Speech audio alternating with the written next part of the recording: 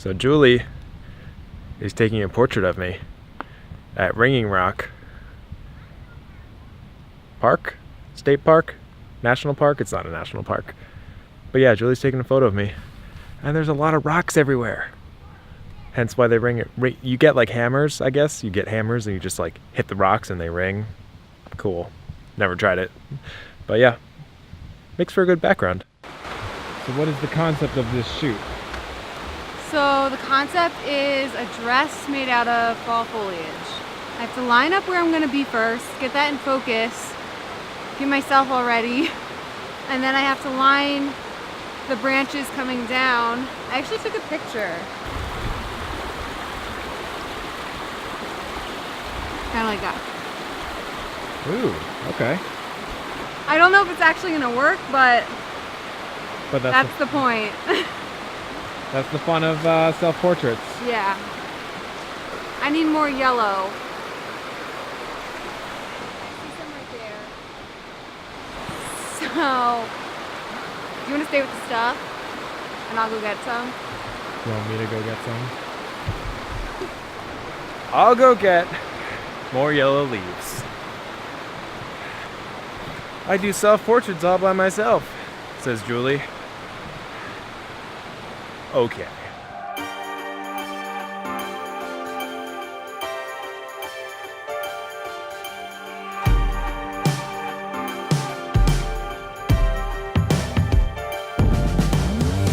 So I'm gonna get my hair ready and figure out my focal point with my remote, and then if you can help me by leaning the red ones up around me, almost like teepee style, so that I can blend them coming from the dress down into the yellows.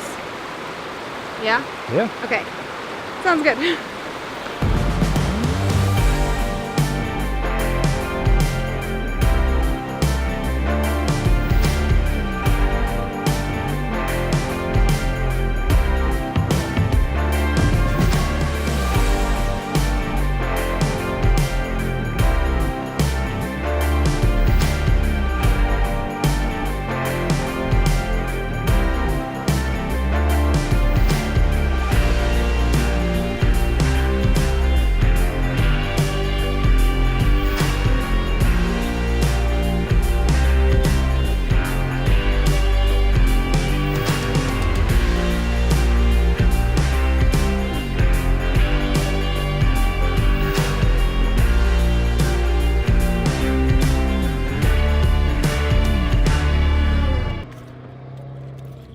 How successful was today? We had no light.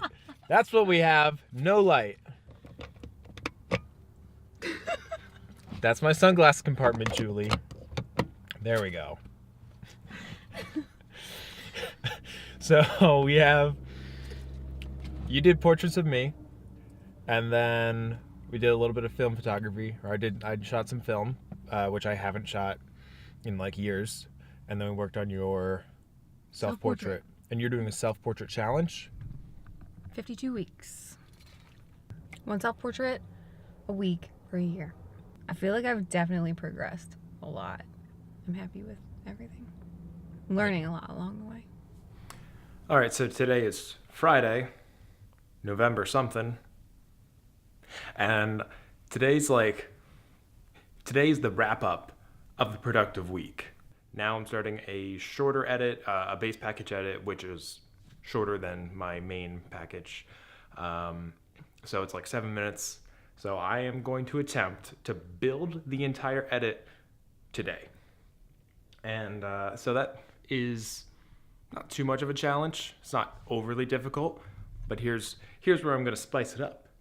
I'm always editing on my super souped up 27-inch home editing system. My monitor speakers, big, nice 27-inch Apple monitor, big desk, proper keyboard, mouse, all that. That's my go-to. However, I'm gonna try and change it up a little bit and do more mobile editing. So I'm gonna head to my favorite coffee shop with Julie, who you guys know Julie, and yeah, we're gonna do edit sessions. I want to see what what it would be like to edit in a more distracted environment and see how much I can like focus in. Plus drink coffee and just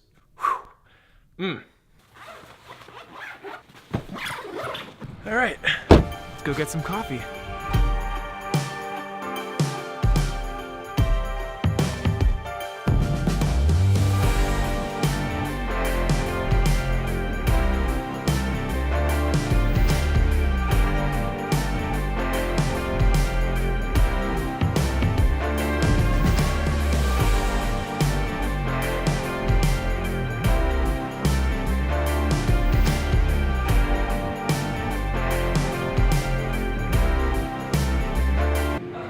Julie.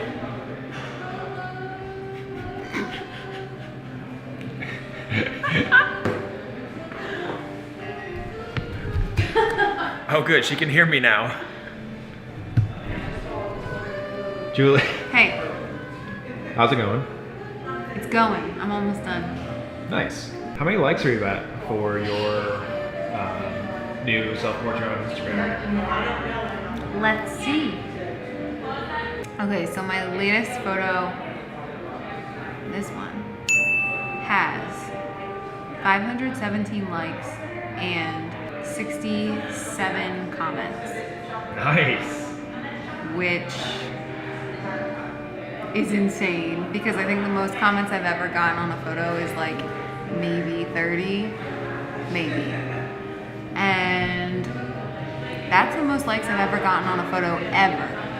Which, it's not about the likes and the comments, but there was like a huge immediate interaction with the photo the second I posted it. And like, it's one thing to like the photo, but like when they're commenting and like putting out the effort to actually talk to me and say what they like about the photo, or like, because I know that I'll scroll through Instagram and just be like, oh, I like that, wow, that's so pretty, but like I don't take the time always to talk to the artist and be like, I really like this because of this.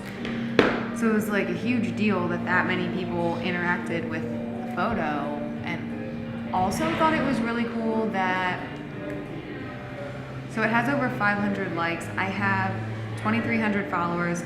That's about like a fifth of my followers actually genuinely interacting with a post, which is, I mean, like over 20%. Is really good, which is another reason why whenever people complain about like, I don't have a good following, I don't have a lot of people like following or like my work, I'm like, it's not about like the number of people that are following you, it's about how many of them are actually genuinely interacting with you. So like, you could have 100 followers and everyone wanting to interact with you, or you could have like 100,000 and maybe like only 1 or 2% is actually interacting with you. Right. So I just thought it was really cool that over 20% of my followers reached out and showed love on my latest post. All right. It's been a great week. It's been a very productive week. Definitely on the productive side, which makes me happy because sometimes I just like really lose momentum. But this week it was just to recap. Push through for creativity. I think consistency is very, very important with creativity. I really admire Julie's year-long challenge for her weekly self-portrait to constantly push the box. If you do want to see more of her self-portraits, go follow her on Instagram at Julie_Floro.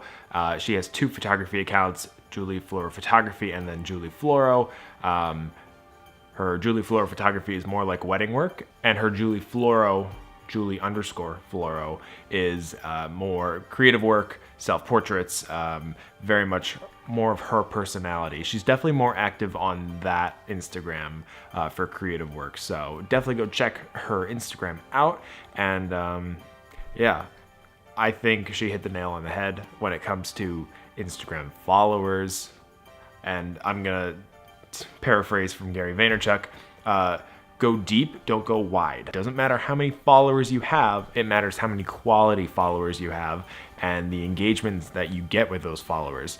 To kind of put it in my own terms, my wedding tips, my daily wedding tips that I did on Instagram story, I don't have a ton of followers. I have like 450 or something like that, in that range. So those stories are only for those potential 450 people. So my wedding tips, which are going to brides, they're not getting a ton of traction. They're not getting a ton of views from like tons of brides. They're being seen by the brides that follow me, which are typically the brides that have already booked me or booked me in the past or whatever the case. Like, so I'm not serving the masses with these wedding tips, although the information could certainly be applied, that, you know, people could enjoy. I do it for the very specific group of people that enjoy seeing them, and that just helps solidify the bond, the rapport, the relationship with those brides, my clients, and which I can actually confidently call my friends. That has more value and meaning to me than just followers, and it doesn't really matter. I get it. I get the appeal. I get the attraction, and how cool it may look. But ultimately, like, it comes down to the conversations you have and the interactions and the actual relationships that you form with your real followers, aka your friends. So until next time, I don't have a catchphrase, so see ya.